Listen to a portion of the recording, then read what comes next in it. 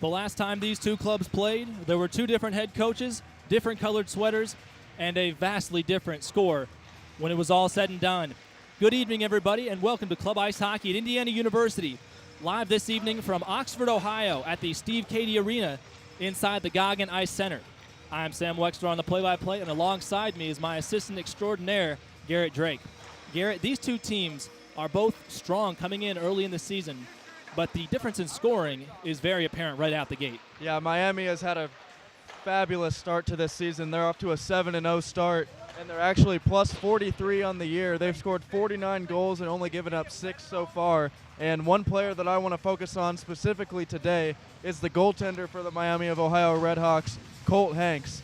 He's only given up 2 goals on the season, and his save percentage is 96.4%. Sam, he has more shutouts this year than he does goals allowed. That's incredible. 3 shutouts. Now talk about going the distance. In baseball, that's a rarity these days. But for club hockey, Colt Hanks is just about as good as it gets. I wish I could get scores on my finite midterm as good as his save percentage. 97% is incredible. Yeah, it's going to be a great test for Indiana here tonight, especially with Miami of Ohio traveling to, well, I would say Bloomington, but the game will be in Columbus tomorrow. So these two teams will see each other on back-to-back days. We're going to have the opening face-off for you in just a moment. You're watching the Indiana Hockey Broadcast Network.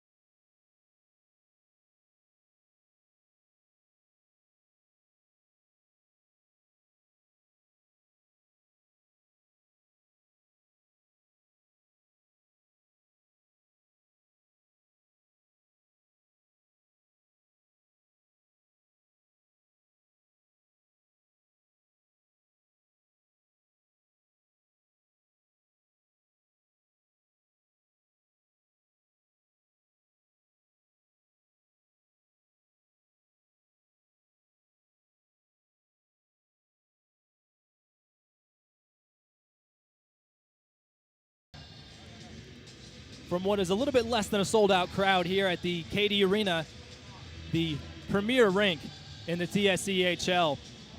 We're ready for action. It's Indiana on the road against the Miami Redhawks. Indiana 4-2. The Redhawks yet to lose, 7-0.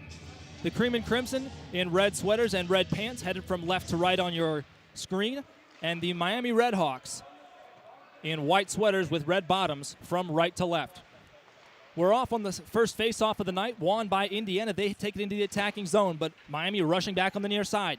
Here's Schmidt cruising in at the left circle. A quick pass down to Wallace at the high slot.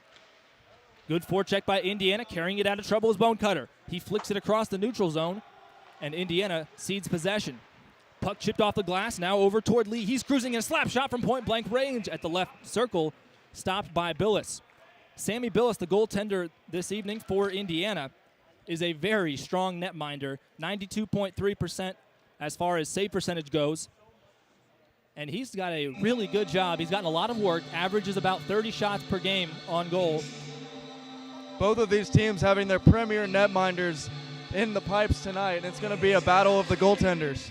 Face off to the stick side of Billis, won by Miami, but they can't hold the line. They chip it off the glass at the scorer's table and flick it back in. Timmons goes down into the corner to chase and clear it out. Simino keeps the puck moving, and it's a mad dash onto the near side corner with DiLorenzo trying to fish the puck. Now onto the far side, that's O'Flaherty. A quick 1-2 over toward DiLorenzo again. High slot shot, bouncing off the front of the goaltender, and a good save kicked away by the leg of Hanks. Here come the Redhawks across center ice and into the blue line. Billis fields it like a second baseman, and a big hit along the boards. Can't see the number, but a Cream and Crimson skater went headfirst into the half-dashers to the glove side of Billis, and right out of the gate, we're going to have a quick stoppage for injury. Looks like that is Griffin Timmons, the freshman right defenseman from Valparaiso, Indiana. He is still slow on his skates. Indiana's going to be on the power play here. We'll wait to see what gets put up on the board, and it will be Will Kling. He's a freshman, so some underclassmen on underclassmen crime, if you will. 2 minutes for Indiana's power play as they control it in the neutral zone but can't hold on to the line. Cesarski playing catch with his defenseman partner Brandenburg out on the ice now. Cesarski errantly throws a pass into his own zone, and now a pass the width of the neutral zone toward Jeremy. Jeremy has played strong as of late, but a whistle blown. And with 18:31 to go here in the first, we'll have a stoppage again.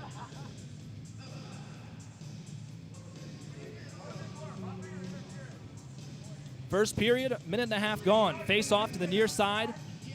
Offside was the call. Jeremy wins the face off for Indiana. Cesarski on the near side to Brandenburg on the far side, and another offside call. 1:31 remaining in this 5-on-4 power play for Indiana. In the box is Will Kling. Only 2 penalty minutes coming into this game, and that'll be his 3rd and 4th unless his sentence is commuted via a goal by the Cream and Crimson. I will say the Miami Redhawks are no unfamiliar face to the penalty box. They've had a lot of penalties called this year. Everybody on their team except for 3 players rostered have spent some time in the sin bin so far. Indiana can't hold the line and will regroup, circling the wagons in their own defensive zone. Cesarski pushes it along the boards, but it's stolen away by Cronin. He slides backwards into his own zone and flicks the puck the length of the ice to get a quick change for this Miami team still trying to kill the power play off. They've killed 90% of the penalties they've seen. Here comes Jeremy on a breakaway. Left circle. Can't hold on to it. He went to his backhand, and it wobbled away from him into the corner. Sliding into the far corner again. Now wearing the number 3, that's Michelli. Over toward Kenyon. Kenyon to the right circle to Cesarski. His shot is blocked. He knocks the puck around the corner, back behind the trapezoid. Chambers held up behind the net as Hank swivels his head to try and find the puck. In the far corner to Jeremy. He's looking for options. Back into the trapezoid to Chambers. To the far side again. A quick pass along the face of the goal. A quick smash by Kenyon. He can't get it to go. Still dangling around behind the cage, and Miami will carry it out of their own end with 20 seconds remaining on the power play for the Cream and Crimson. Just about 17 minutes to go here in the first period. 3 minutes elapsed, and already some hits and some action. Griffin Timmons still on the bench for Indiana. And losing the puck under his own skates was no, but it's flung forward into the far corner in Indiana's attacking third. Offenbach pulls up from the hit, and now Indiana gets a line change. The puck goes the length of the ice, but the power play has expired, and that will be an icing. We'll have a face-off right in front of Colton Hanks, the netminder for Miami, with 16:46 to go here in frame number 1.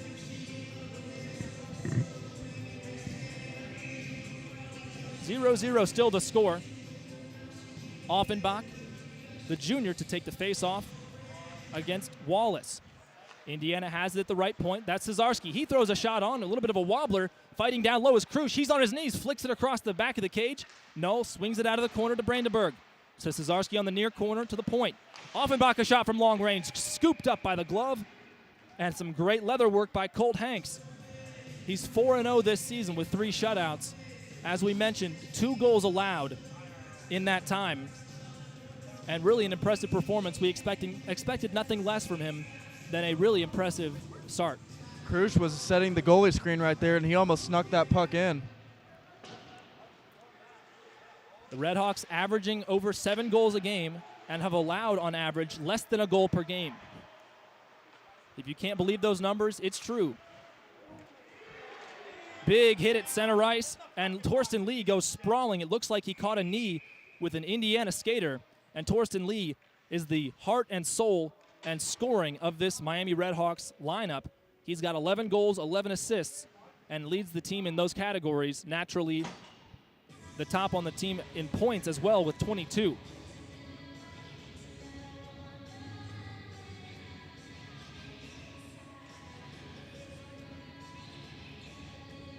So Indiana will send a man to the box. It appears to be Matthew McKay, switching from number 10 to number 2 this evening. Well, Garrett, we said last time in Louisville last weekend, sometimes the road trip just sends changes at you at the last second, and that's one of them. Improvise and adapt. That's the name of the game. Miami wins the faceoff in their attacking zone, but quickly, here comes Di Lorenzo on the far side. Over to the left point. Tries to hop and skip around a defenseman, but can't hold on to the puck. 10 seconds elapsed on the 5-on-4 for the Redhawks now. Both sides getting their fair share of attacking time. Into the near corner, that's Wallace for the Redhawks. To the far side at the half boards, holding it now into the far corner again. Wallace swinging around the circle to the high slot. Wallace, a slap shot on, kicked away. Fighting at the cage, and the puck bounces off the back of the net. Still in play. Fighting for it again. That's Goodfellow behind the cage. Billis eyeing the puck. Finally, Timmins emerges with it. He's back onto the ice after taking a headfirst slide on a cross-check from behind. Good to see him back on his skates, going at full throttle. Indiana fortunate there. Schmidt had a wide open net on the left side. Back post was empty. Indiana doing what they can to stop the puck from starting a cycle or an umbrella. Onto the near side corner, chipped off the glass to Gamicia. Starting defenseman, he throws a shot on that was intended to be deflected. DiLorenzo throws the blade of his stick at the puck, and it goes all the way to the goal line. Half the power play killed already for Indiana. 5 minutes elapsed here in the first. No score for either side. Indiana still down a man for another 40 seconds. Here comes O'Flaherty at the left circle. A lazy shot, optimistic to say the least. But it forces Colt Hanks to make a stop. And with 15 seconds after the 15-minute mark, we've got a stoppage in play. Just half a minute to go on the 5-on-4 man advantage for Miami. Jack O'Flaherty sporting the Hulk hands out there as he has been all season. Offenbach fights but cannot establish possession after the faceoff, and he'll retreat to the blue line. Miami weaving and swirling in between Indiana's defensemen. A quick relay shot right in front of the net. Goes over to the stick of O'Flaherty, who again chucks the puck all the way across. Hank slides into the trapezoid to make a play. 15 seconds remaining on the power play for Miami. Can they set up an attack? Here's the near side. That's Madsen trying to knock the puck, and a bit of a chip and chase. Sliding down in there is Katz. He pushes it to the far corner. Penalty has elapsed, and a shot goes wide. Billis watched it go by with his stick. Again, the puck ricocheting around. It's got some lie to it today, unlike other times we've seen Indiana play where the puck is bouncing wildly. Indiana flicks the puck off the boards and across the center line. They'll get a quick change on, so they have successfully killed off this power play to start the game. Puck flicked up and out of play. And now 13:48 are the numbers on the big board here at the Katie Arena. We'll have a stoppage. Still no score for either side. Miami is outscoring their opponents 13-3 in the first period of games this season. So it's remarkable that we're already 7 minutes through and Indiana has not allowed a goal. Plenty of shots on goal that Billis has seen. Face off for Indiana in their attacking zone. Kissel tries a snapshot from right down Broadway. It's unsuccessful. Miami playing it out of their own zone. Along toward the center circle. In and out along the blue line. Timmins fishes it and pushes it toward Kissel on the near side. He's at the right circle. Thinks about a shot. Kicked away by the left leg of Hanks. Puck wobbling into the corner. Hits the back of the leg of the referee behind the goal line, and now a scrum ensues. This is a real rugby scrum up in the far corner for Indiana in the attacking zone. Timmins comes into the zone to fish it out. Now that's Kenyon on it. Kenyon tries to knock the puck down with his hand. He does so. Here's a shot by Bonecutter from point blank. Another shot again from Kenyon, who goes wide. Barrett McDaniel caught in between changes. He's the lone defenseman on the ice and now gets a replacement. That's Timmins again now this time. Puck being batted out of the air. Bonecutter watches it go under his legs and then trips up a Miami skater, but no call. 12.5 to go here in the first period. Still no score. Kissel watches behind his back before making a decision and then throws it across the blue line. Redhawks get a full change. New forward line and new defenseman. Puck slides lazily all the way across into Miami's defending side. And again, icing waved off as it comes the other way. Timmins takes punishment as he goes into the corner to fish the puck out. He's pinned up against the far glass by Cronin. Cruz comes in to help. He likes to work in the corners. He told us before the game that he likes to go in and hit people in the corners and make things happen for his team. He's willing to do the dirty work. Here comes Null and Offenbach on the far side. Indiana gains the blue line, back to Offenbach at the goal line. A quick pass right in front of the cage. No one's home. Another shot high, glove down. That was Cesarski, the captain for Indiana, forcing a save by Hanks, and another scrum ensues behind the net. This time Krusch almost has it on his stick, but Hanks reaches around and stops it with his glove. So more good leather work by the senior from Grand Ledge, Michigan, Colt Hanks. So far, Indiana's been able to contain this beast of an offense that Miami of Ohio has quite well. The play of the D-men, they've been hitting their back checks so far, and I like the way the game's looking for Indiana right now. They played great at the beginning. 11:41 to go in frame number 1. Indiana and Miami scoreless. Still with the puck in the attacking zone. Here's Jeremy, who lets the puck wobble off the edge of his stick. Cesarski gloves it out of the air and throws another shot wide. Brandenburg can't keep the puck on the blue line. Indiana has to retreat. Offside called as the puck took an unlucky bounce and hit the back leg of what we believe to be Drew Michelli. More number changes, it seems. And so just 20 seconds elapsed between the last face-off and this stoppage in play, 11:22. Jeremy will take the face-off against Wallace of Miami right in front of the Redhawks bench. Here comes Chambers. He almost falls down, but gives up possession to the Redhawks. The puck bounces high into the air, nearly comes across the glass into the scorer's table, but Indiana will circle the wagons and retreat. Here comes Jeremy across the center circle, giving it on a chip and chase to himself, fighting Lawrence hard, both of them giving each other a quick elbow shiver, and the puck ricocheting into the defending zone for Indiana. Here comes Michelli. He flicks it off the boards in front of his own bench, almost hit the dressing goaltender. That is Cheney. Fresh 5 for both sides, a line change.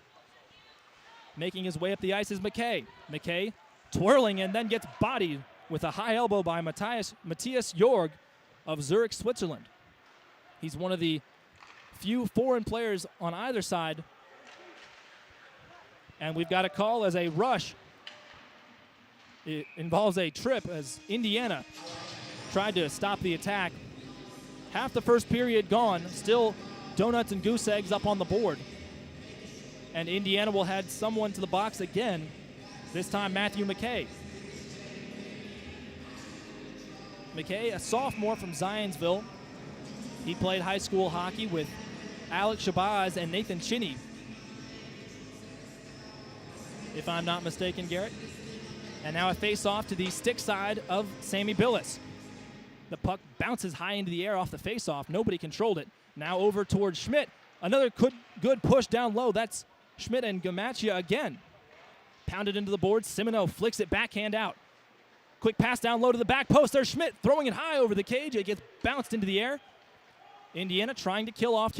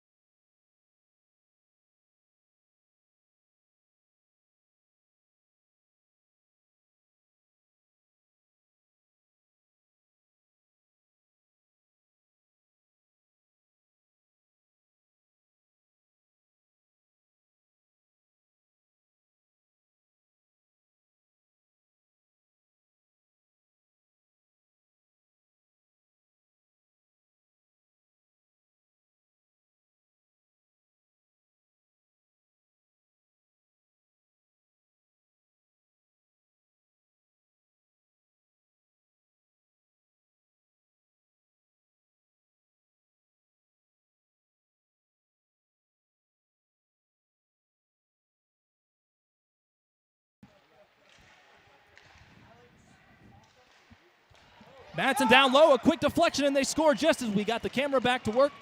And Miami scores on the power play with 29 seconds remaining. We'll have to look to the score sheet to see who's going to be credited with this goal. Looks like it will be Will Kling on a weird deflection and bounce that jumped over the left leg of the netminder for Indiana. Sammy Billis, another unlucky bounce. That's the third time in the last week or so that we've seen Billis get a weird deflection or bounce from point blank and end up with a tally on the board. Bouncing pucks are one of the most unfortunate things you see in the game of hockey, and Indiana's been seeing their fair share of them lately, so you feel bad for Billis right now, but at the end of the day, they just got to keep fighting through and get some pucks on the net on the other side.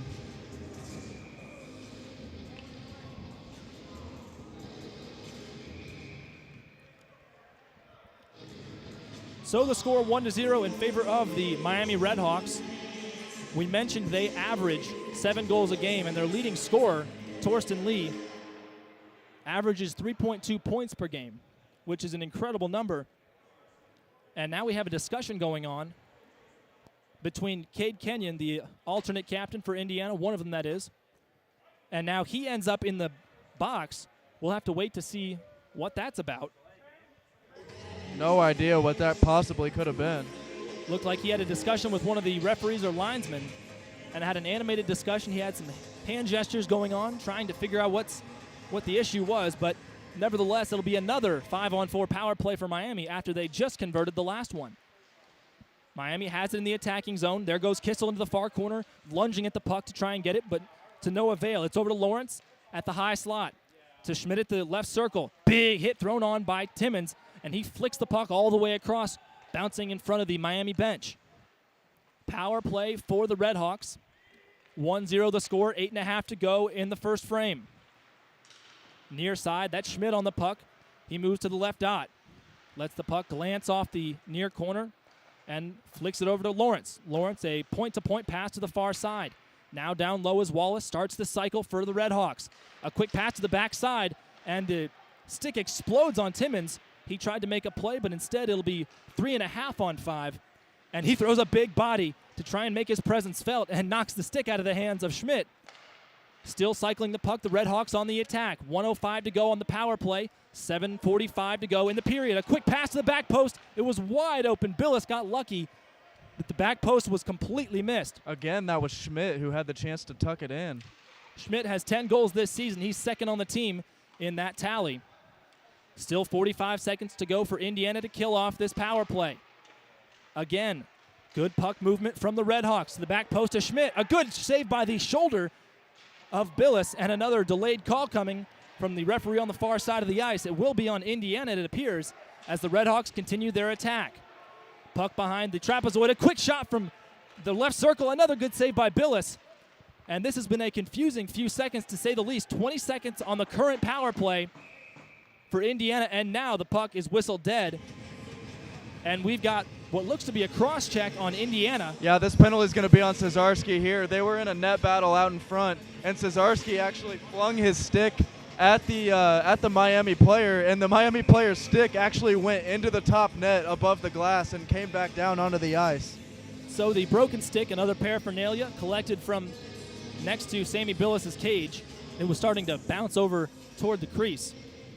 So a 17-second 5-on-3 for Miami. They're up 1-0, and they've benefited from 2 calls in a row that went to them. Good job by Goodfellow of Indiana to pin the puck across the boards. And finally, Miami setting up their attack again. Indiana just now killing off the 5-on-3, so it's a regular power play for 140. Here comes Kenyon zooming into the zone from the box. He gets it to the back post and makes a great deflection and save. That is really good leadership and effort from the senior and alternate captain, Cade Kenyon. He made a beeline for the back post where the man was empty. Miami still on the attack. 1:24 to go on this power play. Goodfellow chops at the puck in his own circle, flicks it with his backhand, and Kenyon dives at the puck to try and knock it free of the blue line, but here comes the attack. A good shot on and glove save by Billis. He reached up over his head and made the save. So 1:13 to go here on this power play for the Redhawks, as Hanks stretches his legs and skates around the goal line. The Miami netminder, that is. He's had his side all to himself for the past 3 or 4 minutes. Indiana on a sustained defensive period. Yeah, the penalties have really been killing them so far early. They got to cut that out of their game right now, and then at the end of the day, they just got to keep getting it past the neutral zone, something they've struggled with so far. Indiana's captain, Cesarski, in the box for a cross-check. Here's Schmidt at the left dot. He tries to feed the puck into the high slot, and then a big hit on the boards. Goodfellow gets spilled and goes onto his wallet. Schmidt holding it behind the cage. Now dishes it to the far board just outside the right circle. A quick stick handle onto the trapezoid. Again, another shot to the back post, saved by Billis, his leg pad, and we've got a whistle from the referee on the far side. And we'll have to wait to see who the man convicted of the crime is. Well, I don't believe it. That is Patrick Brandenburg, wearing the number 25, we believe, making a change with the numbers. So whomever it is, there'll be another 40-second 5-on-3, and Indiana will not be the beneficiaries of said call. Timeout by Matt Henderson, who is known for using his timeouts earlier in the game rather than later. We saw that against Davenport and Virginia Tech. Davenport, it worked very well. When Davenport was rallying after every goal by Indiana, he called a timeout, and Indiana ended up on top in that game, 7-5. Garrett, what are your thoughts on the first period of play, the first 15 minutes, Indiana only allowing one goal to a team that outscores opponents 13-3? Well, first off, I like the timeout here early by Henderson. I think it's better to not let the game get out of reach in the first period than try to come back and catch up later on and use that timeout when you already lost the game pretty much. But no, Indiana's been playing well. They put themselves in some difficult situations with the penalties, obviously, so they just need to cut that out. But I really like the way the defense has been playing. Sammy Billis has been great so far, besides that bouncing puck that got past him. But they just got to get more offense going. That's the only thing that's missing from this attack right now. We're getting word now that Griffin Timmons is in the number 25, and wearing the number 18 is Will Kicker. Will Kicker, the freshman defenseman, is not the offending party, and it will be Timmons on the bench with that cross-check, or so it appears. 30 seconds on this 5-on-3. Indiana trailing by 1 with 5 to go here in the first frame. In the near corner, again, that's Lawrence. He plays it just outside the right circle. A quick spinorama shot attempt from right outside the cage. Another shot by Billis. He let it hit into his belly and bounce away. A dangerous rebound collected by Miami, and they set up the attack again. Still a 5-on-3 for the Redhawks for 5 more seconds.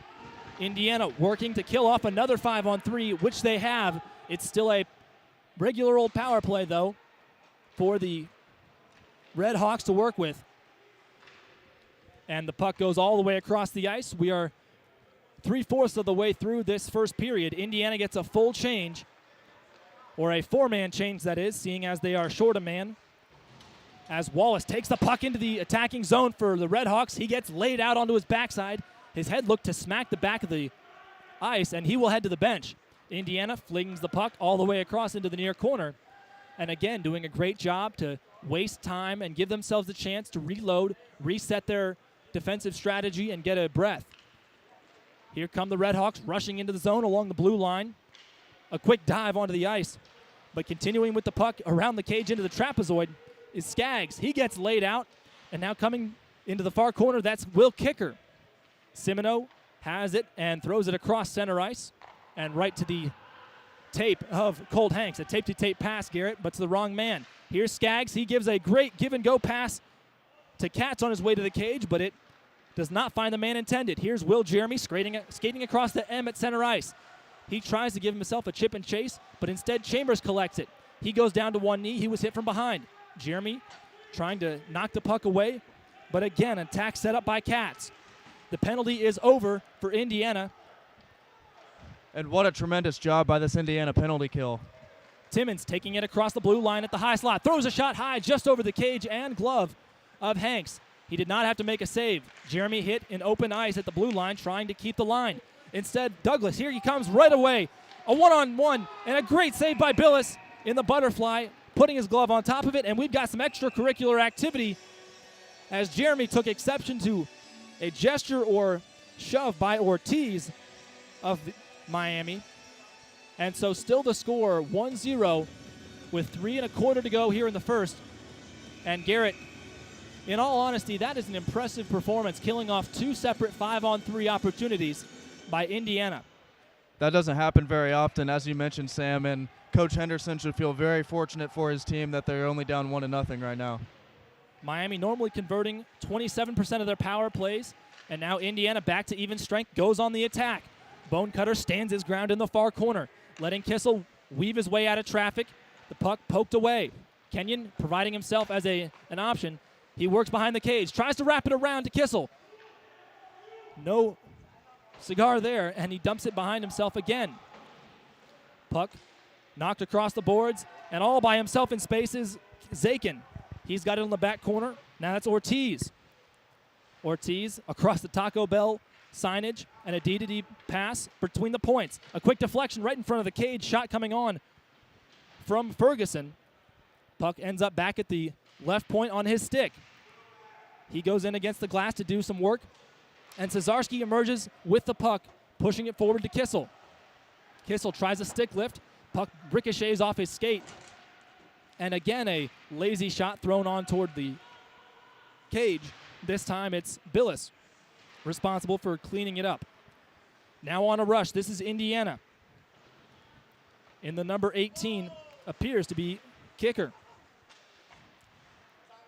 Indiana attacking with 2 minutes to go, just under 2 minutes, still trailing by 1 to a very strong Redhawks side.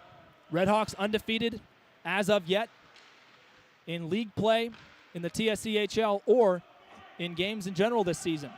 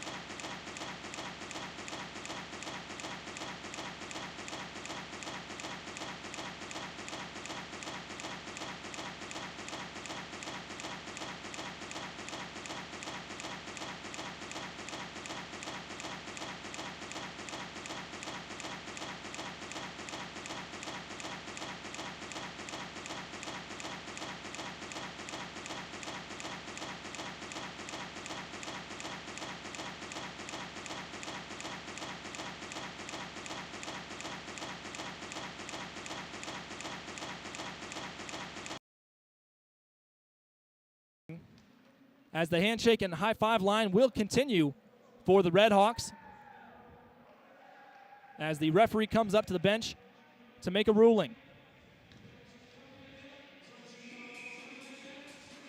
So the goal will count, and we'll have a face-off at center ice with half a minute to play. O'Flaherty with a charge of energy takes the face-off and tries to chase the puck into the attacking half of the ice for the Cream and Crimson. Another give and go all by himself. That's Kling throwing a shot on. Scooped up again off the skate blade of McKay. McKay fighting to try and get that puck back. Now over to Simino on the near side. DiLorenzo throws his body into Gamaccia at the near side. Now over towards Simino at the left circle. He flings a shot on. The wrist shot is unsuccessful.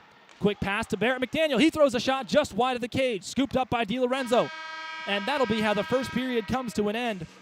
And if you're Indiana, you have to feel somewhat confident about your play in that period.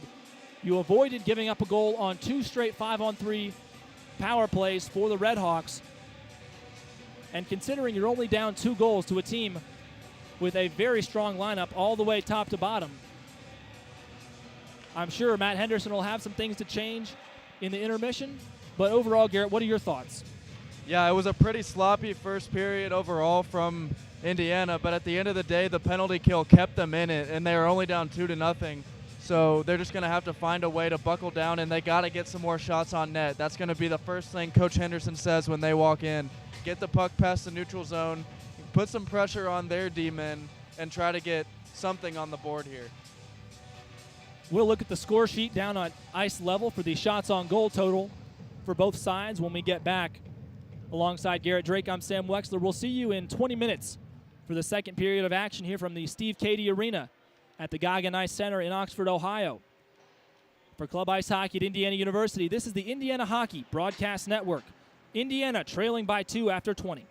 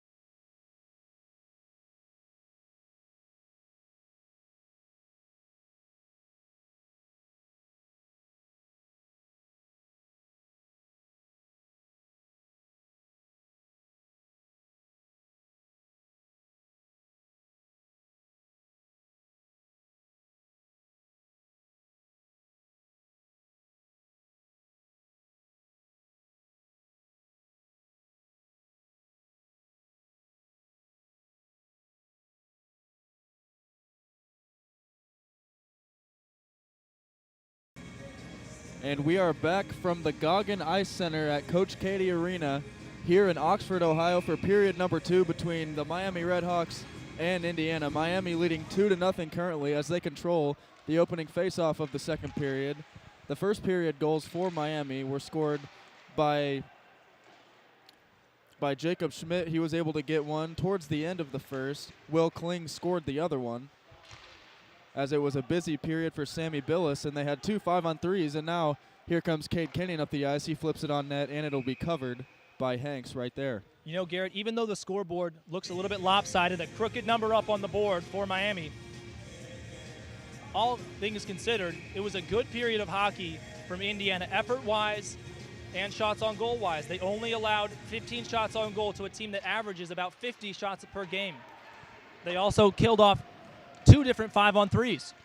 There's no question that the score could be much worse than what it is right now, as Coach Matt Henderson used a timeout about midway through the first period to really rally his troops together and make sure things didn't get out of hand early. That puck is flicked into the Indiana bench. That made some boys flinch. Might have got a piece of Coach Henderson over there as he picks it up off the ground. Well, Henderson is known to get in on the action. He will throw the body around at the alumni game in the summer. He laid a hit on Vladislav Krush, number 17 for Indiana, that sent Krush onto the ice on his backside. That is according to Coach Henderson. It's always a good time when you get the ex-players back on the skates. The draw controlled by Indiana. A shot was flipped up and deflected, and it goes off the top net for a stoppage. The Goggin Ice Center is by far the best rink that we have broadcasted from so far this season. I would have to agree with that, Garrett. Later in the year, in January, we'll be at the Yost Center in Ann Arbor, Michigan. But the roof is the real difference between the Frank and the Goggin Center. The Frank has the rafters only 32 feet above the ice level, so you can't really chip the puck out, whereas here, it's pretty much an infinite ceiling. You're playing under the sky. Yeah, it's a little more than 32 feet, I'd say, as that puck is dumped in behind the Indiana net. And a battle for it ensues. And it's taken out of there and the other way for Indiana by Jack O'Flaherty. Now he flicks it back to the other side, where again there's a scrum for it, and Semino flips it off of a Miami player, and it stays in the zone. Behind the net and getting shoved into the wall there, trying to battle for it. And it's flipped up by Goodfellow, and here comes Indiana the other way. It's sent back in. Semino across. O'Flaherty nearly got it to go over Hanks. He got it with the blocker. And let's see what we've got here. Garrett, it looks like the cage came off its moorings again as Hanks is back there adjusting the iron. And I think it's fair to say until the penalties were called for Indiana, 5 of them to be sure in the first period, the Cream and Crimson did have most of the momentum. And now we see it looks like Timmons heading to the bench with an apparent wrist injury. He's got his glove off. That is not a good sign for Indiana. I guess we'll have to call it an upper body injury, Garrett. We're not doctors. We tend not to speculate up here. As the puck is controlled and taken up the ice now by Lawrence, he flips it up. Krush nearly kept it in the zone. And now Cesarski flips it back, where it'll be played by Hanks over to the side. Again, it's Lawrence with it now, trying to avoid Offenbach in the zone. And now the puck is controlled there by Kessing. He'll send it back across to Lawrence. Now they play pitch and catch with it. Cesarski deflects it back to keep it in the neutral zone, and now they will play it back behind the Miami net. Indiana so far has been on the defensive in this game. Not a lot of offensive opportunities, but when they have gotten them, Colt Hanks has been great so far. Taking it into the corner now and going back around with it is Kessing. He flipped one on Billis. That was, sticks are flying in the air now, and it's a breakaway here. It's grabbed by Jeremy, and it was knocked away at the last second by Kessing. Good hustle there. It looked for a second Will Jeremy was going to have a one-on-one with the goaltender. Bodies hit the deck now, and it's played back to the other side by Douglas. And now there's a battle for it in the middle of the ice. It's taken behind the net and flipped back around, but Goodfellow is there to flip it back. As we have seen a lot of bodies hitting the ice in this matchup so far, a very physical game to this point. Jack Knoll had a huge hit down by us on the boards in the first period. If you're just joining us, we have our ambient microphone plugged in down there today, and it was able to pick up some of the audio from that high-speed collision. Behind the net with it now, and flipping it back to the other side is Emery. And now Indiana with a chance to corral it here. Another big hit there against the boards. We're going to have a delayed penalty as the lineman with his arm up in the air, and it looks like this one's going to go against Miami. I wouldn't speak too soon, Garrett. We've seen more miscommunication in the first period. Although you're right, this one will be against the Redhawks. Good call. I was going to say, I didn't think there was any way Indiana did anything wrong on that play, but... Well, we had to hesitate a little bit after the first period with all those penalties called. Delayed penalties, 5-on-3s. We saw everything in the first It was frame. getting a little ticky-tacky, no question about that, as Indiana had 5 penalties in that first period. 2 of them came from Matt McKay. The draw taken by Offenbach, and Indiana looks to control on the man advantage. Cesarski brings it around to the left side, now flips it behind the net, where it's played there by Kenyon. Kenyon drives to the goal, flips it across, and nearly a tap in for Offenbach, but it goes just wide of Hanks, and now a battle for it in the corner. Miami of Ohio's got it trapped against the wall with the skate, and now Knoll flips it back out to be taken by Cesarski. Now Cesarski grabs it out of midair, keeping this attack alive. Knoll flips one on net off of Hanks, and a rebound opportunity, but nobody got their stick on it. Now Cesarski will take it back for a reset of sorts. He plays it over to Kenyon. Now Offenbach with it in the neutral zone. He gets it to Kenyon. Kenyon forking his way through the zone, gliding with one hand on his stick. He'll play it back over to Offenbach. Cesarski might let it rip here. He decides to play it calm and reset. Kenyon flips it in. Nobody there for Indiana, however, as Offenbach gets pushed against the boards. A good job by Indiana so far on this power play, as there's 45 seconds left of it. They've really had the zone, or had the puck in the offensive zone the entire time. Here's a shot from Kenyon off the shoulder of Hanks, and it goes behind the net. Another near flip in there, as Kissel had an opportunity to tuck that one in. And the puck is flipped to the other end to burn some more time off. We're down to 20 seconds on this power play. There should be time for one more rush here. It's good to see a sustained attack from Indiana. And here we go. Driving the other way is Jeremy. He nearly got to the net but couldn't get the shot off. As we are down to 5 seconds left on this power play, and it looks like Indiana's not going to get anything out of it. The puck is taken behind the net by Goodfellow, and a battle for it there as Emery comes away with it. And Billis will cover that one up as they avoid disaster there. We're down to 13 minutes and 58 seconds to play in period number 2. No action to report thus far. Well, Garrett, you said it, avoiding a disaster.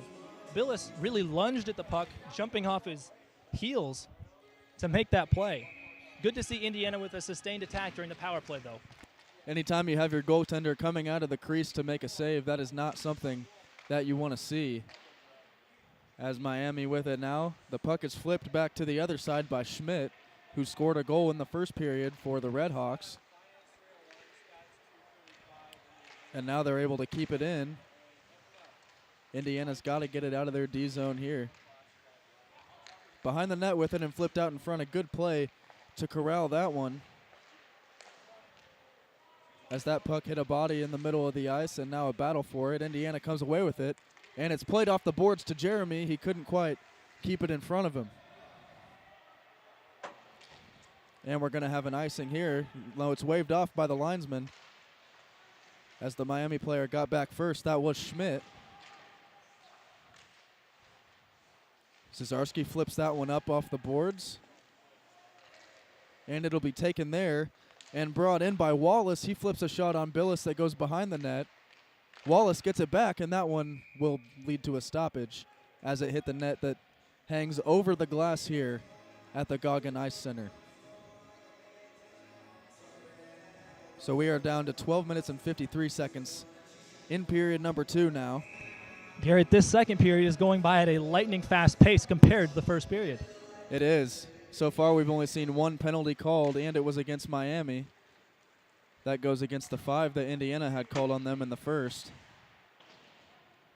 It appears the referees are swallowing their whistle a little bit. Here's a chance and a great save by Billis off the blocker, as that was Kling who had a wide open opportunity. Now a battle for it in the neutral zone. The puck is flipped up, and it's going to be taken there by Zach Katz, who spins back in. And now he'll go to the other side behind the net. A slide effort by Goodfellow, and now here comes O'Flaherty. O'Flaherty with those green gloves. You can never miss him on the ice. Here's a shot. Oh, it almost went in as Simino got that one away, but it was deflected out in front. Simino plays it back in behind the net, and it goes all the way around where the puck will be grabbed there by Matthew McKay. He'll send it up the ice to be taken, and now here comes Simino again off his stick. Nearly halfway through this period, we're going to have a breakaway here, and a great play by Billis to avoid that one, and the D-men got back, and then they nearly tapped it in on the left side. What a play by Sammy Billis to keep this a 2-0 game. A big hit there, absorbed by Cesarski. It's really hard to knock him off his feet, though, as he stays up. A battle for it commences now, and the puck is squibbed back behind the net and grabbed by Cesarski. Another hit against the boards. This has gotten to be a very physical game here in this second period. And the puck will be grabbed there by Lawrence, who now plays it behind the net. Bonecutter wanted to get a piece of the action there as he put a shoulder into Lawrence. Lots of passing back and forth going on for Miami of Ohio right now, as this one gets dumped into the other zone. Another big collision. And now Barrett McDaniel chasing after it behind the net, but it'll be taken and flipped back by Frost. Here's an opportunity for Miami. The shot blocked out in front. A good play there to avoid any further damage. And now the puck is flipped behind the net for Frost again. He plays it back out to the top, and it gets past the stick of Ferguson, and it goes all the way to the Indiana offensive zone of the ice. Now the puck is flipped back up. Off the stick it goes of Frost, and now up with it is Kissel. Kissel plays it up to the other end, and it's just past the reach of McKay there. Now Offenbach corrals it. He tried to dangle through the defender, but the puck was knocked away. McKay plays it back to Offenbach. Here comes Goodfellow. He nearly had an opportunity for a one-time shot there, but the defender was able to sniff it out. We're down to 9.5 minutes to play, second period. Miami is up 2-0, the same score we saw at the end of the first.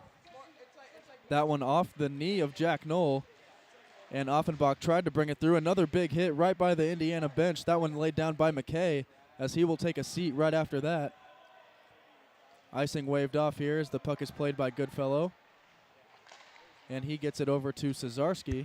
Well, Garrett, looked like Knoll was finishing off the shift and finishing his checks. Good physical play. Jack Knoll, you don't expect anything less from him, and you feel like that rubs off on this Indiana team a little bit when they see a guy doing that.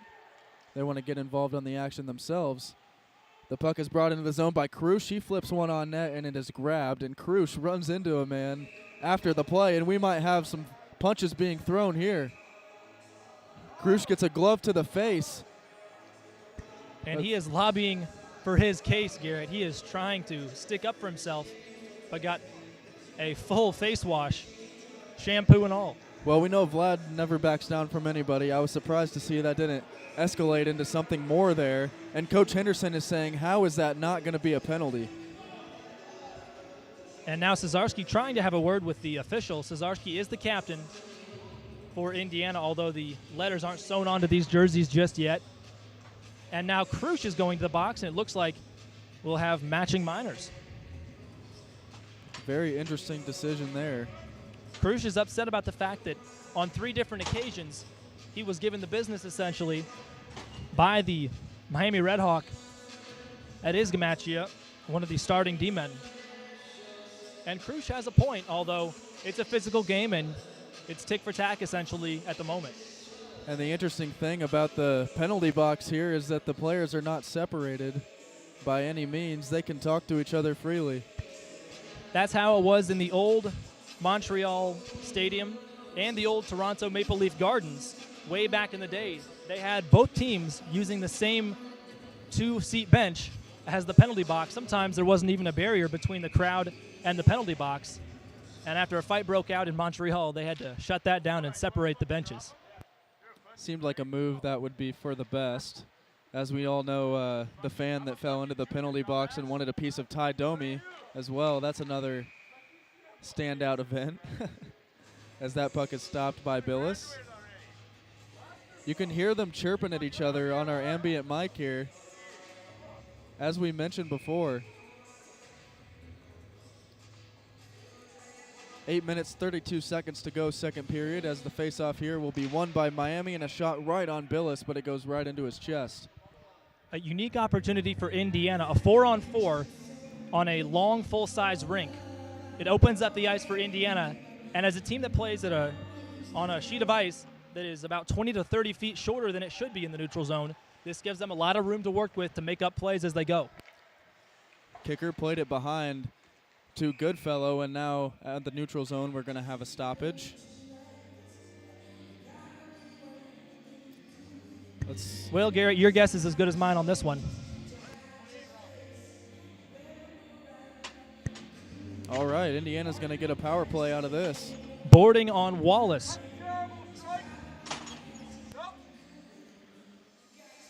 This will be Indiana's second opportunity on the man advantage so far.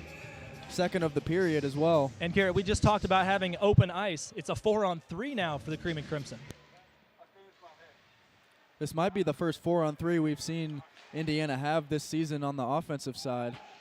So let's see what they do with it. The puck is flipped back by Billis, and he plays it to Cesarski. We're down to 8 minutes to play, second period, and there's 1 minute and 12 seconds to go on this power play. And then it'll be back to 4-on-4 action. Behind the net, there's a battle for it, and coming out with the puck for Indiana is Chambers, and he plays it back over. Here's now Cesarski with it up top. He's going to take a slap shot right at the net. It goes over the post and off the back boards, and Miami's able to get this puck out of the zone. However, Indiana gets it right back as Timmons will bring this one up the ice. He flips it in, and a battle for it. He gets shoved to the ground, and the puck is flipped up, and it'll be retrieved by Jeremy all the way at the other end of the ice.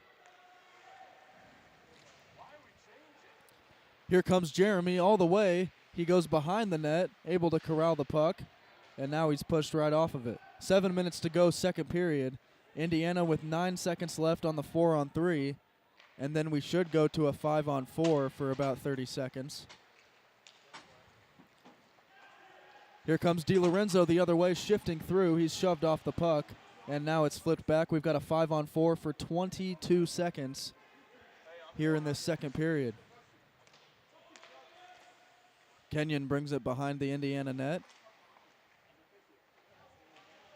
And now he's shoved off the puck there. Lots of holding and grabbing going on between these two teams so far. As DiLorenzo comes out with it, he plays it up to Jeremy. Jeremy looking for Kenyon on the middle and is unable to reach him. And Kenyon gets shoved right into the boards right after. They're battling at the other end of the ice as Kenyon gets slashed in the ankle. as a save is made by Billis on the other side. That looked like it might evolve into something. We have to keep an eye on that later in the game. 6 minutes to play, second period. Miami continuing to lead 2-0.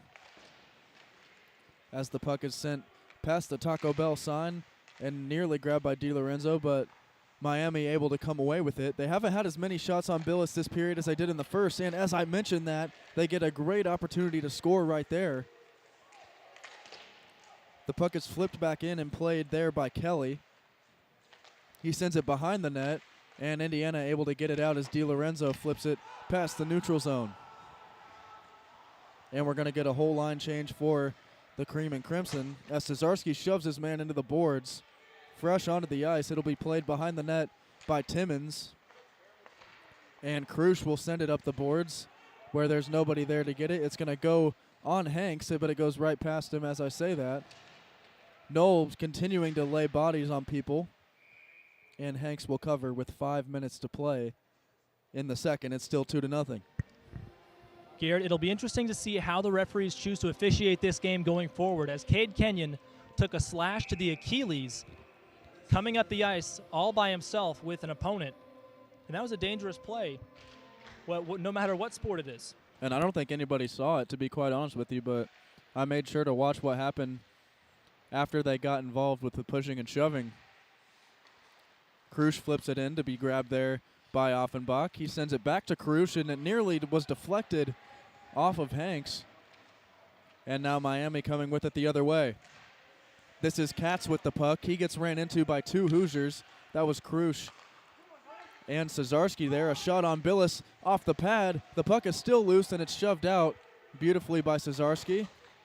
Now Jack Knoll brings it up the ice. It's going to be a 2-on-1 for the Cream and Crimson if they hurry. Knoll comes out of the madness with it. He sends it behind the net where it's grabbed there by O'Flaherty. Now a battle for it sees Miami of Ohio come away with the puck. The pass goes right to DiLorenzo, and it's sent right back out of there. A good play by Gamicia to get that one out of the zone. And now the puck will be grabbed by Barrett McDaniel. 3 minutes and 55 seconds to go in the second. Indiana continuing to trail. We've got a stick loose on the ice, but it's picked up by Ortiz, the native of Mexico City, who lost his stick on that play.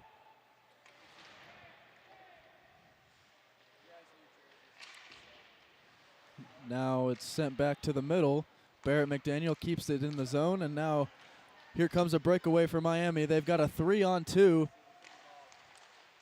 And a great play there by McDaniel as he got in the way of the passing lane. Coming up with it now is Aiden Simino. Simino leaves it where it was unable to reach its destination of Ethan DiLorenzo. 3 minutes to go in the second period now as Hanks will leave it for his D-man right there, Madsen. Madsen picked up 2 assists in the first period as well. That one goes off the helmet of Douglas right there, and nobody knew where the puck went. Madsen with it again. He gets pressed up against the boards by Bonecutter. That was some friendly fire to say the least, Garrett. It was. Right off the dome. There is a reason they wear those, and that shows why right there.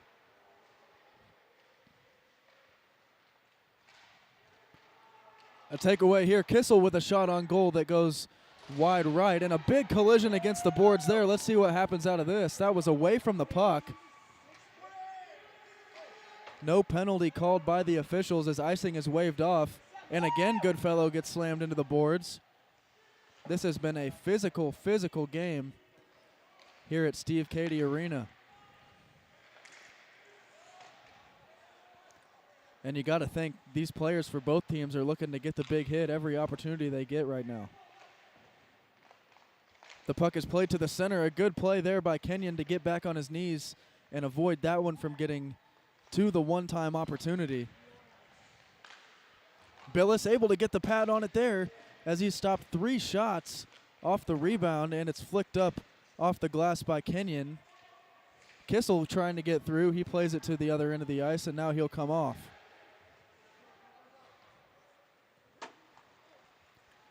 Coming up with it now is Frost for Miami of Ohio. He leaves it.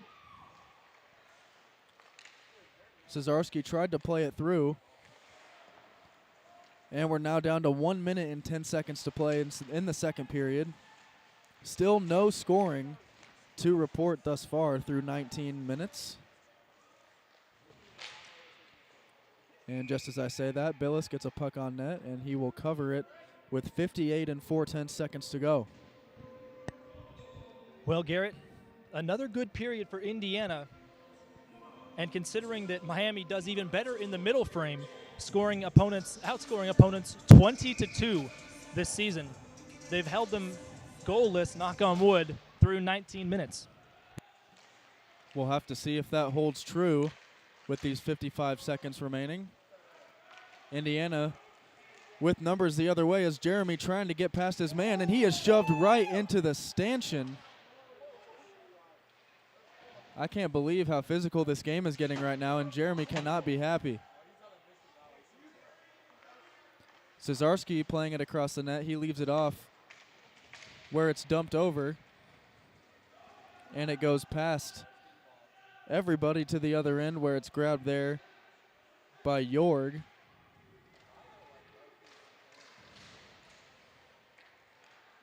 Jeremy laid a big hit there on the far side, and now Miami with an opportunity with 10 seconds left. No penalty call there, thankfully, for Indiana, as we're now down to 6 seconds. It's played in at the blue line and deflected, but it goes wide of the net, and that will do it for the second period. Just as we were at the end of the first, Miami continuing to lead 2-0, and Indiana's defense played a lot better in the second period than they did in the first, Sam. And what were your takeaways on period number 2 for Indiana? You know, for the most part, they avoided getting called for penalties, whether they were obvious or in the heat of battle. And they avoided any silly mistakes like giveaways in the neutral zone. They had some good passing. Cesarski was able to help set up the attack on the power play. Even though it wasn't successful, Indiana starting to get their legs under them against an opponent that has more men on the bench. Indiana down 2 skaters, as one player was unable to make the trip unexpectedly at the last moment. And we believe Griffin Timmons, checked into the locker room during the first period. We'll have to see if he comes out for the third. But overall, holding a team like Miami scoreless should be something that you can keep your head up for going into the final 20 minutes. This game just keeps getting more and more chippy as we go. We might have fireworks in the third, so make sure you don't miss it. You're watching Indiana Club Hockey on the Indiana Hockey Broadcast Network.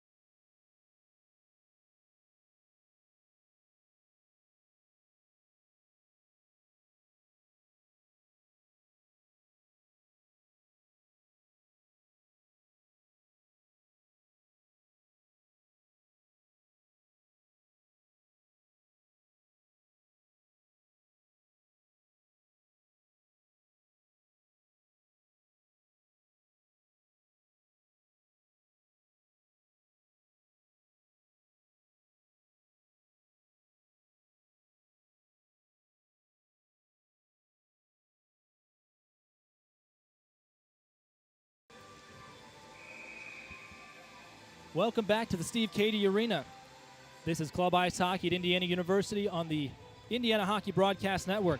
Through 2 periods, it's a 2-goal margin. The Miami Redhawks here at home leading the Indiana Cream and Crimson by 2 goals that really Indiana you can't complain about, considering that you're holding one of the most incredible teams that will play in the ACHA. High-powered offense, high scoring, and although they haven't scored a goal, the offense has picked up and the energy has definitely been there in the previous 20 minutes.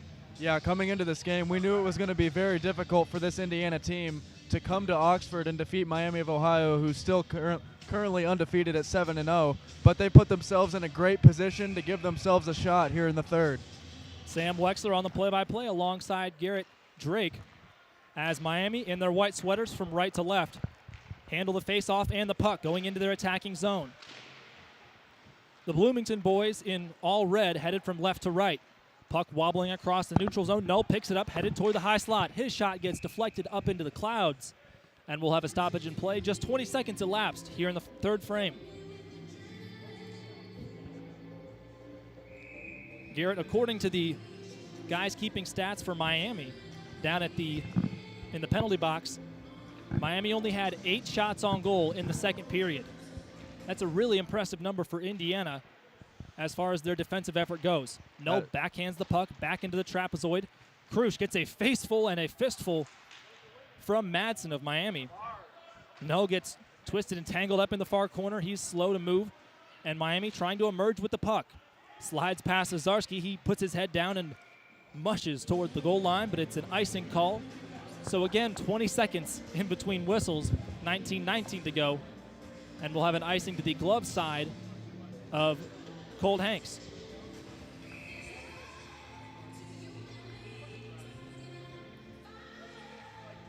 (2-0) still the score. Indiana trailing with 20 minutes to go. Miami steals the faceoff and headed the other way is Jorg.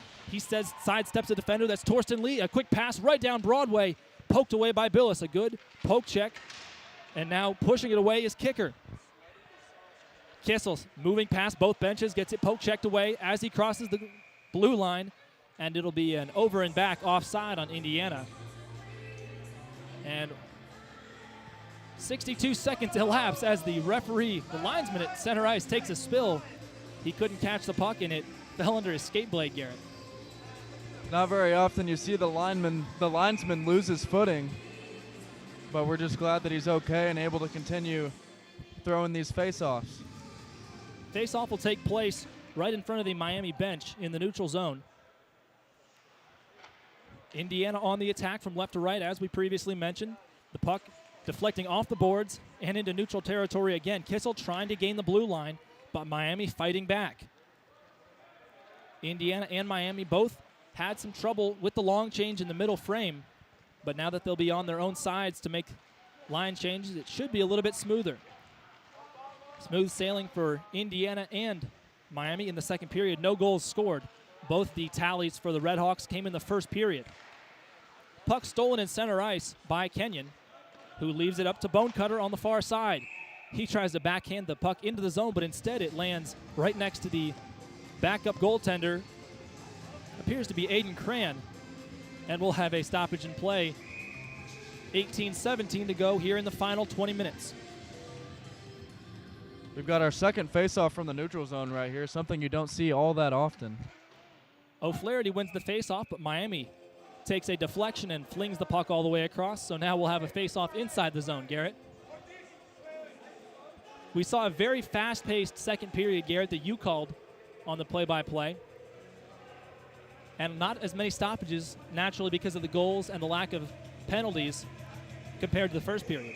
Yeah, I was almost glad when Vlad got into it with one of their guys because it gave me an opportunity to catch my breath. But, yeah, that was a very quick second period, and I'm curious to know how long that took in real time because it couldn't have been that long. Puck spins like a dreidel right behind the crease, and finally O'Flaherty pushes it to the near corner. Indiana trying to hold on to possession, but it sails high into the air in a 2-on-2 rush. Defending it well, that is McKay sliding onto the far side.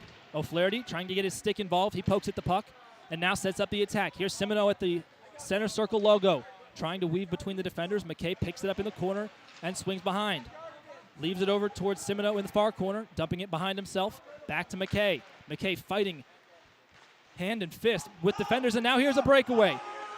All by himself, a poke check away from a guy that we don't have on our line sheet.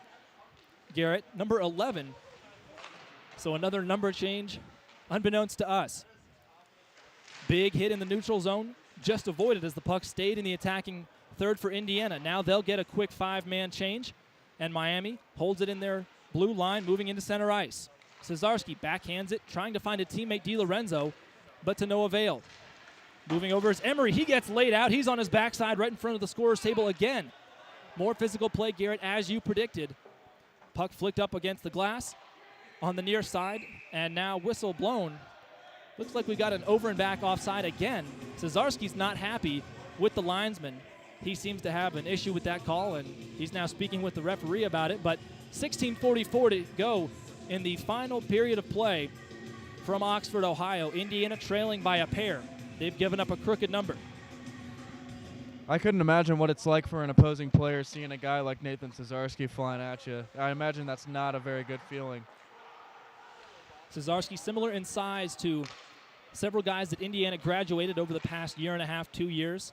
And with the season last year getting canceled, a lot of these guys have not played with each other yet. A quick shot goes straight into the face of Billis. He takes it like a champ and stands his ground. A big hit by Michelli on the far side.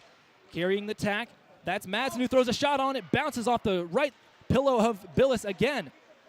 He's had plenty of work to do here in the first 3 minutes, and now swallows up a shot into his Indiana script logo. 16 and 6 ticks to go here in the third. And Sammy really has been great tonight so far, limiting this high-powered Miami offense to just 2 goals so far. They average 7 goals a game on the season, so I'm sure Coach Henderson is very pleased with the position that they're in right now. Indiana limiting the scoring by the top scorer, Torsten Lee, and the puck wobbles all the way to Knoll, who digs it along the goal line in Indiana's attacking zone. Poked away, and Miami sets up an attack, but a big hit right along the blue line. Bone cutter involved, and Cruz tries to whisk the puck back into the zone for Indiana. Setting up the attack in the neutral zone, that's Hunter Wallace. Weaving around traffic, flicks the puck along the blue line, and it hits the leg of the referee on the side. Cruz tries to move around a man and lay a body, but instead he'll get called back to a line change.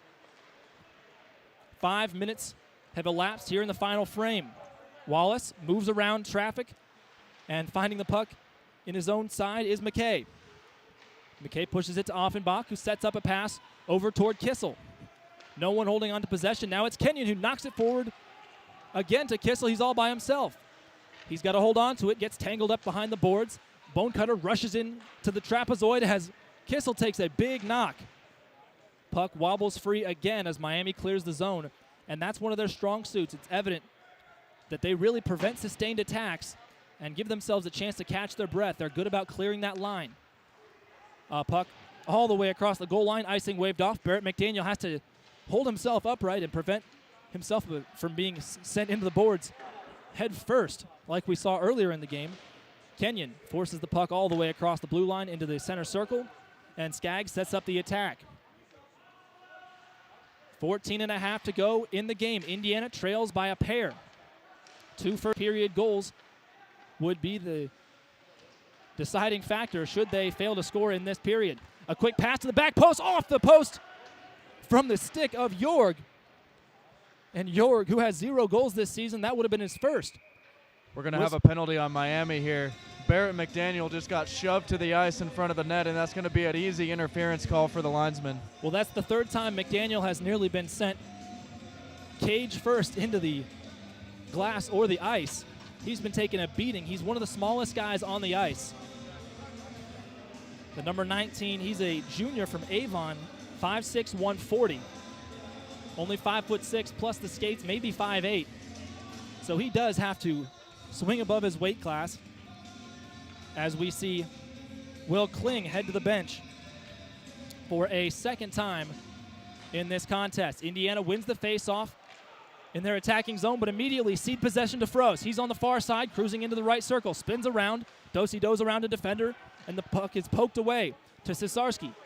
He tries to handle it, but it wobbles away from him.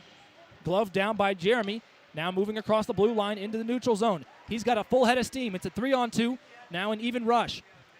Chambers gets rolled into the boards and flicks the puck forward.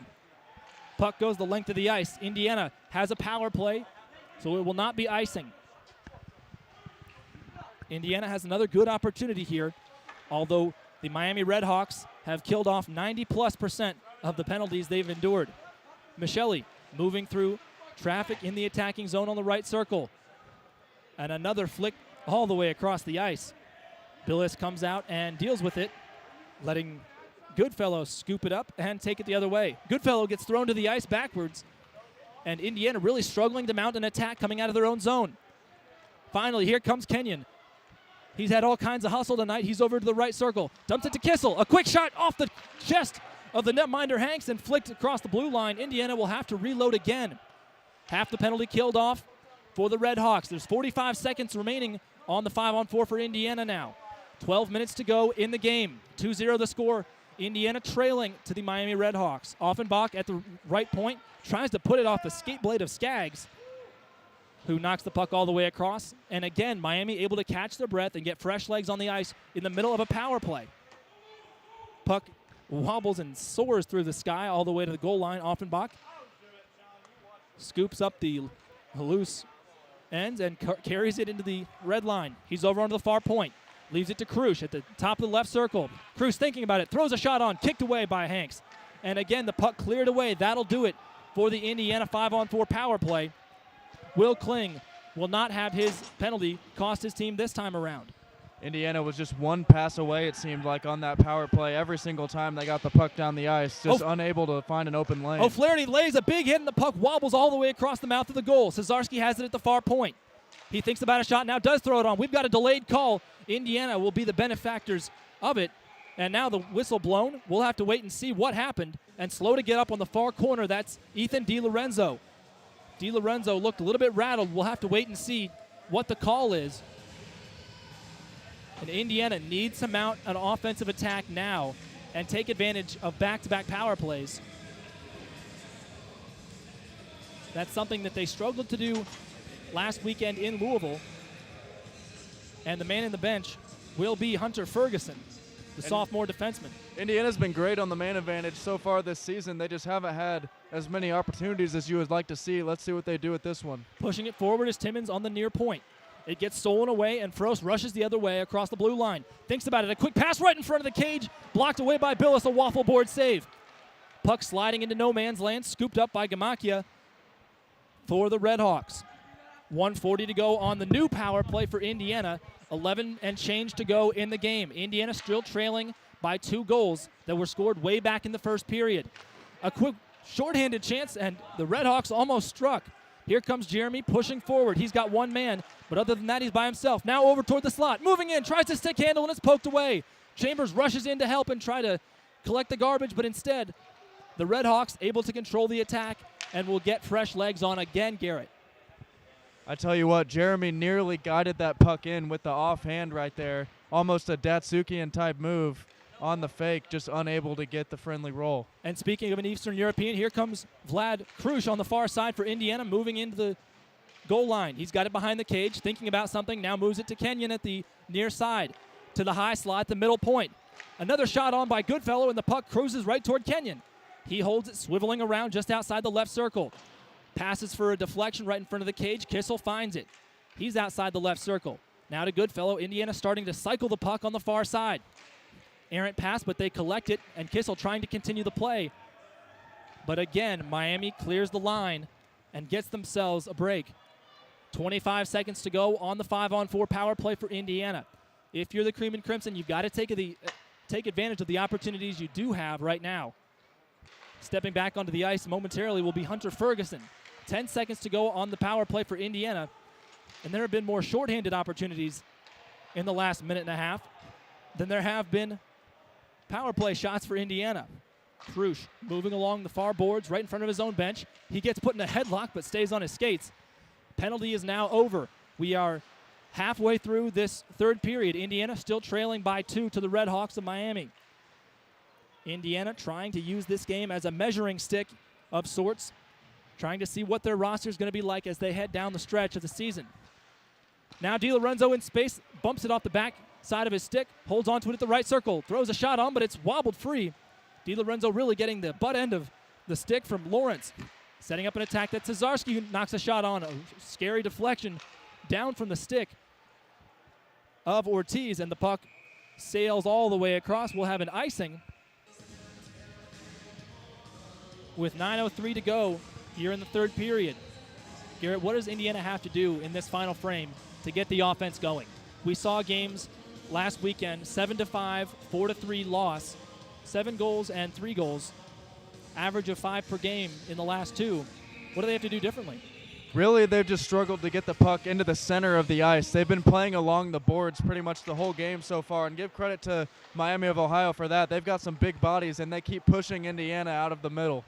Well, maybe they can get some pond hockey going. DiLorenzo pokes at the puck at center ice, and O'Flaherty tries to move into the zone. Whacking at it is Simino on the near side. It looks like we have a delayed offsides, but no call. Here comes Simino at the right point. He leaves it over toward O'Flaherty at the back post. Holds on to it, a shot gloved away by Billis.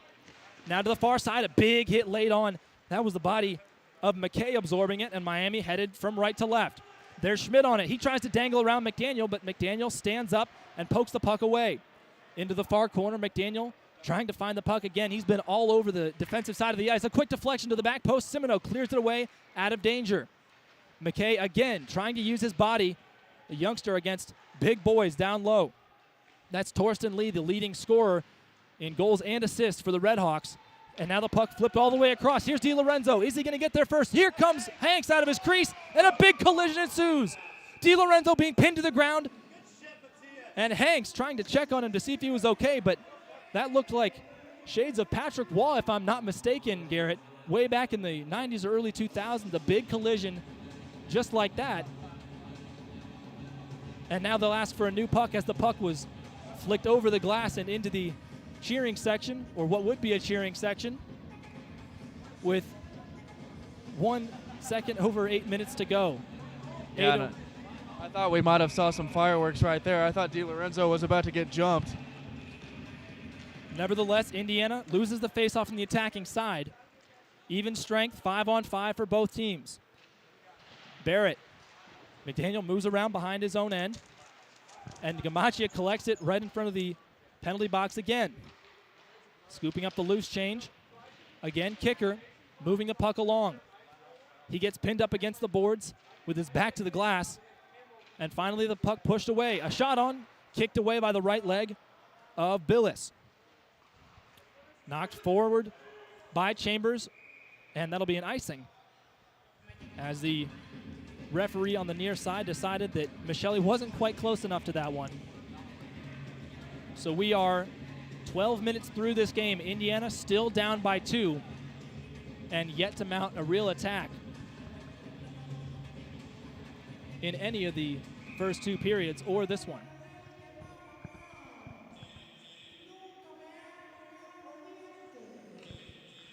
Face off to the glove side of Billis, who's had his fair share of work. Indiana manages to clear the puck along the blue line. Miami has to vacate as Goodfellow swings from behind his own cage, leaving it for Michelli, who flicks it up and out of play. And that may be a delay of game. We'll have to see and wait and see.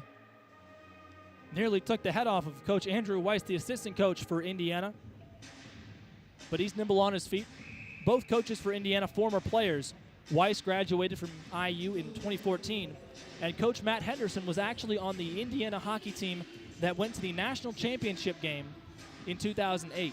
He's seen it all, and he's been around this program a long time.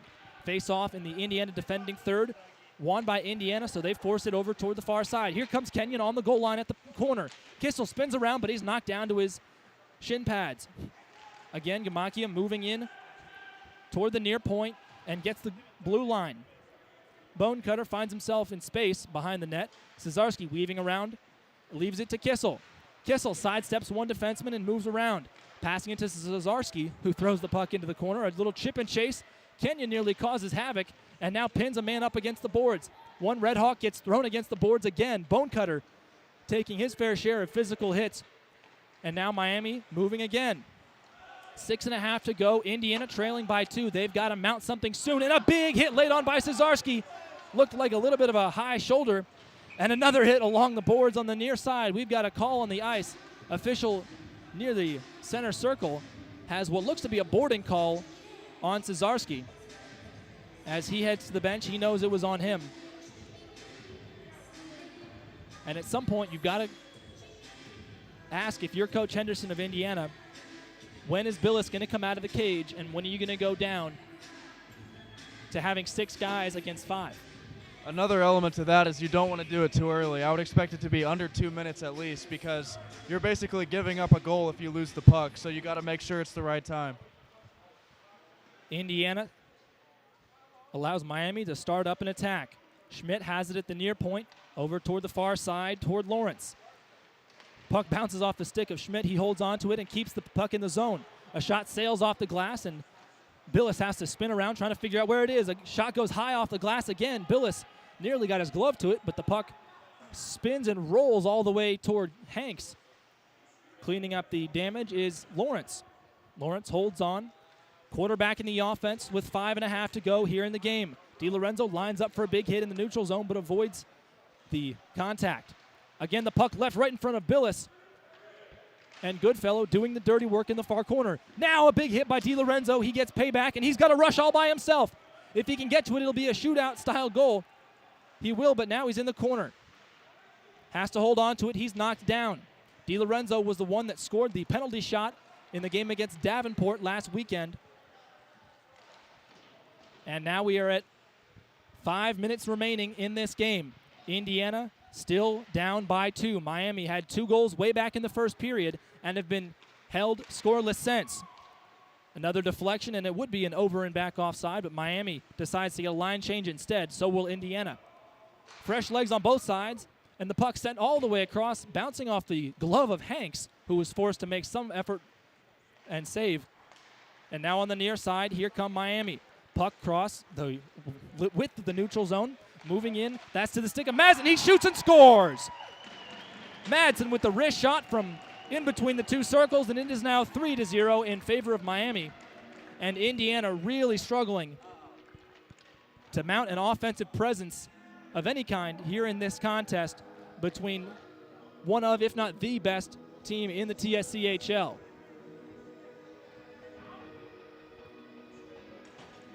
The Redhawks continuing to show why they're undefeated currently. They're not quite to their 7 goals per game average that they have thus far this season, so give credit to Indiana for that, as they are capable. As the referee hits the deck again, he's able to get up, however. We want to remind folks that the game tomorrow, the second game in this home-and-home series between the Redhawks and the Cream and Crimson, has been rescheduled to Columbus, Indiana at 4 p.m. We'll be broadcasting that game, but it won't be at the Frank back in Bloomington due to a scheduling issue for the Redhawks. 4:20 to go in the game. Indiana trying to fight back and get something going. A quick whack at the puck by Michelli in front of his own bench. Moves the puck along the red line.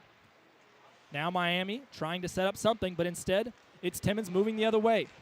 Flicking it forward to Kicker. Now to O'Flaherty in the near corner. He thinks about something, throws it across right in front of the goal. Kicker backhands the shot, but it's poked away.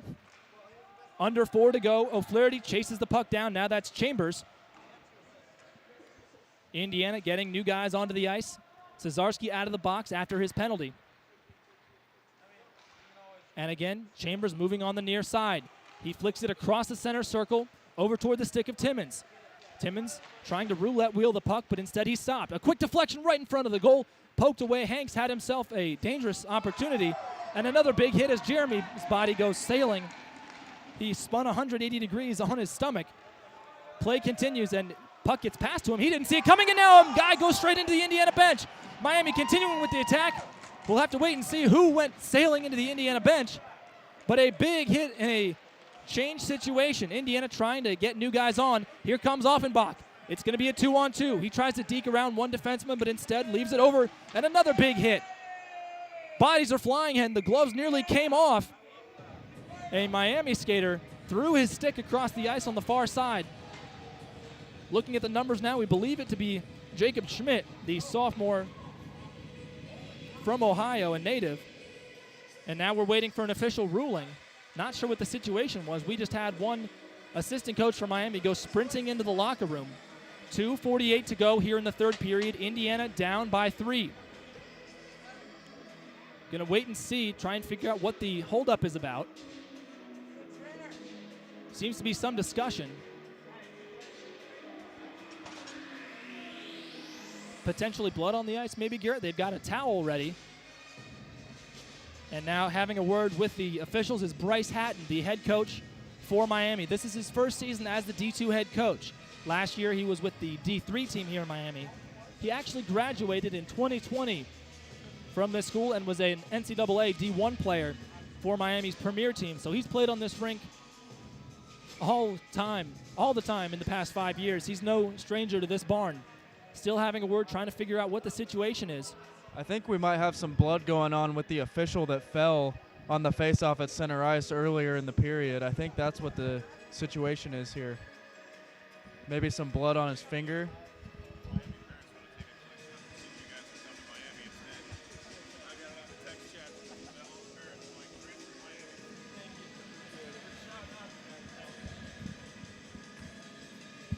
We do want to thank all the parents listening, whether your son goes to Indiana or goes to the Miami Redhawks here in Oxford, Ohio. We appreciate the listen. 2:48 to go. Clock still stopped, and looks like one of the linesmen has a bloody nose. He's holding a finger up as well. Maybe cut his finger as he fell down.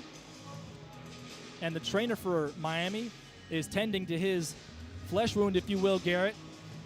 So we'll step aside for a brief moment. 2:48 to go. Indiana down 3. This is Club Ice Hockey at Indiana University on the Indiana Hockey Broadcast Network.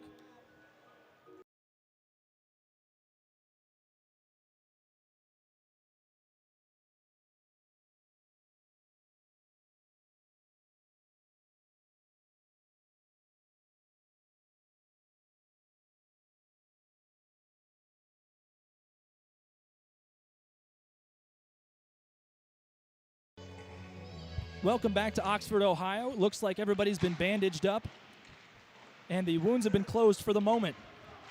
Indiana still has fresh wounds as they are trailing by 3. A quick pass right in front of the cage. Billis stops it with the side of his leg, and the puck wobbles free. 2.5 minutes to go as Indiana trying to stop this attack. Nope, takes the puck right in the neutral zone, looking for it, and it misses him. Another big hit in open ice. Krusch lays the body around. Offenbach weaving through traffic. He tries to poke it free. Now coming on to play it, again off of the stick of McKay. Battle in the corner. Krusch, where he likes to work best, in the corner doing the heavy lifting. Cesarski thinks about setting up the attack, but instead it goes off the backside of Offenbach. Indiana trying to get a change with 2 minutes even to go here in the game. Billis still in the cage for Indiana. We expect him to come for an extra skater momentarily. Indiana will have to set up a sustained attack as the puck slides under the skate blade of O'Flaherty. He never saw it coming as his head was turned. 1:45 to go. Billis still in the cage. Quick pass into the left circle. O'Flaherty can't hold on to it. Instead, it's Kling who knocks the puck all the way toward the goal line, and Timmons gets spun around trying to fight for possession. Digging it out on the near side is Cesarski. Puck gets ricocheted off of Simoneau's stick and slides toward Colt Hanks, who has to make a save. 1:23 to go in the game. Indiana down by 3. And at this point, you have to wonder if Coach Henderson is even considering having an empty net. Yeah, I think they're just going to leave Billis in there because they're down 3-0 right now. That in itself is a feat against this Miami team, and they just want to make sure they don't give them a freebie. Well, Miami has only allowed 1 goal in every third period combined this season. They've outscored opponents 15-1 in the final 20 minutes, and they've shown why. A long shot goes just wide and poked away by Hanks. A quick no-look pass goes over toward the goal line and the front post. Hanks leans over and clamps down on the puck. Another stoppage with 69 seconds to go in the game. Indiana had a lot of effort. Kenyon for Indiana, who missed last weekend with some personal travel, has been zooming around the ice. It's been fair to say he was flying out there, Garrett. He really was. You can tell he's got fresh legs as he didn't play last week, and now he's making up for it tonight. The puck rims around on the kitchen counter all the way toward the far side in Indiana's defending zone. Under a minute to go. Indiana trying to get something going, but instead the puck will go down to Hanks on a deflection. Instead of icing, it'll be waved off. Gamakia collects it on his own side. Now over to the near side to Schmidt in front of his bench. Kenyon poke checks at it just as we talked about him. Here's a pass right in front of the circles. Now 30 seconds to go. Indiana still in their attacking zone but can't mount an attack. Line change as Bonecutter slowly makes his way over toward the Indiana bench. Chasing it down from behind is McKay. Icing will be called with 20 seconds to go. And at this point, it looks like Miami will gain the upper hand in the first of these two games.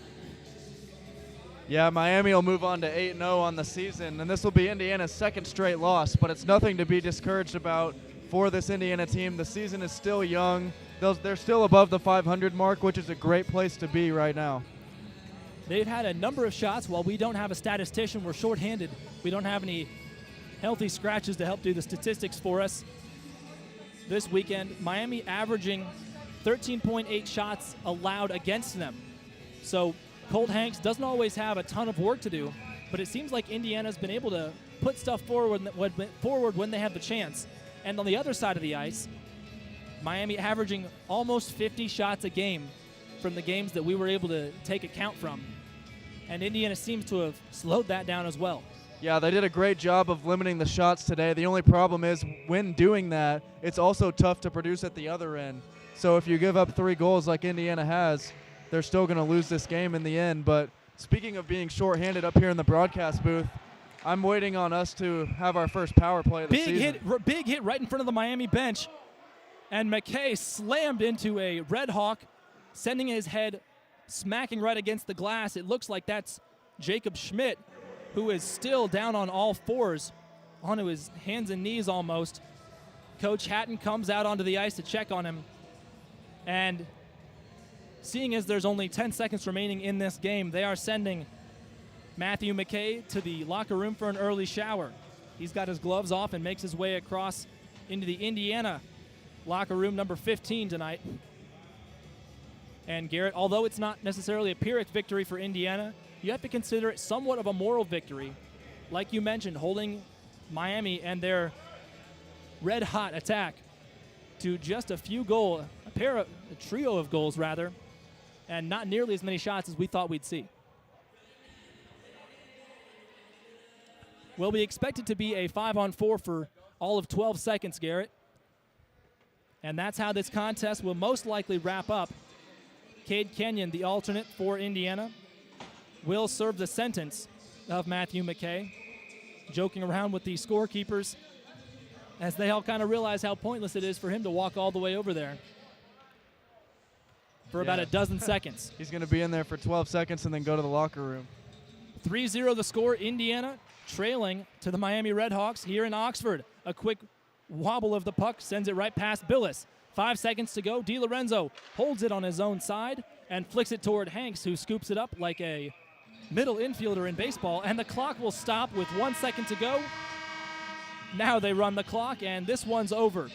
3-0 the score. Miami Redhawks win their 8th game of the year and advance to 6-0 in Tri-State Collegiate play. Yeah, Miami put up a great performance tonight. As we mentioned, Indiana was able to control their high-powered offense for the most part, and their defense really played great today.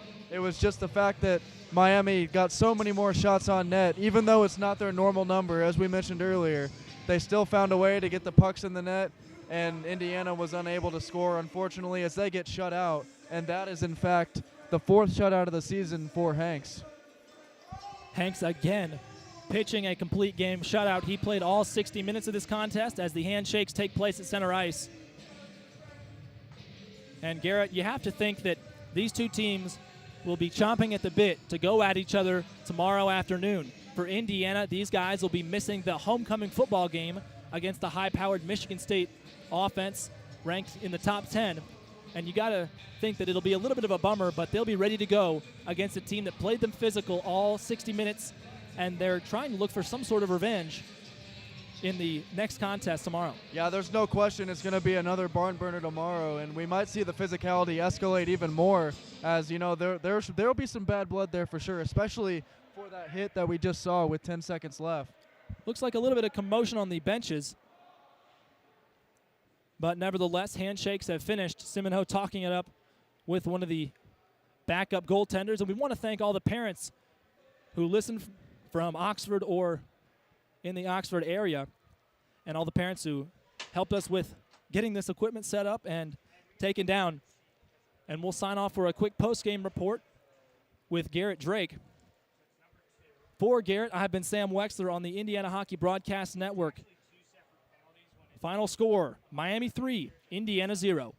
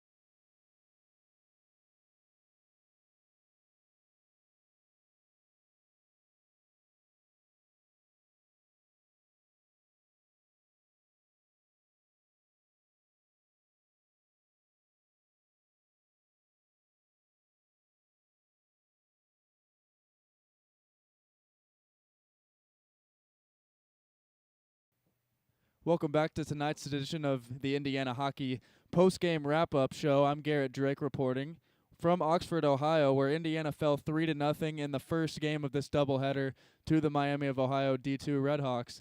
And it was another shutout that we saw for Hanks in goal for Miami. He played great all season long, and he proved that tonight, as he has more shutouts than he does have goals allowed, as we mentioned earlier in the game. The goals were scored by Kling for Miami along with Schmidt as well, and really it was a great game all around for them. Indiana did a great job early of controlling the tempo, not letting Miami get out in front like they love to do. But in the end, Indiana really struggled with being able to keep the puck in the center of the ice. They were playing along the boards most of the night, and they weren't able to get any pucks in the net because of that. But as mentioned before, these two teams will be in Indiana tomorrow playing in Columbus at 4:15, so don't miss that one. Me and Sam will be on the call for that as well, and we hope to see you there. I'm Garrett Drake signing off for the night. You've been watching Indiana Club Hockey on the Indiana Hockey Broadcast Network.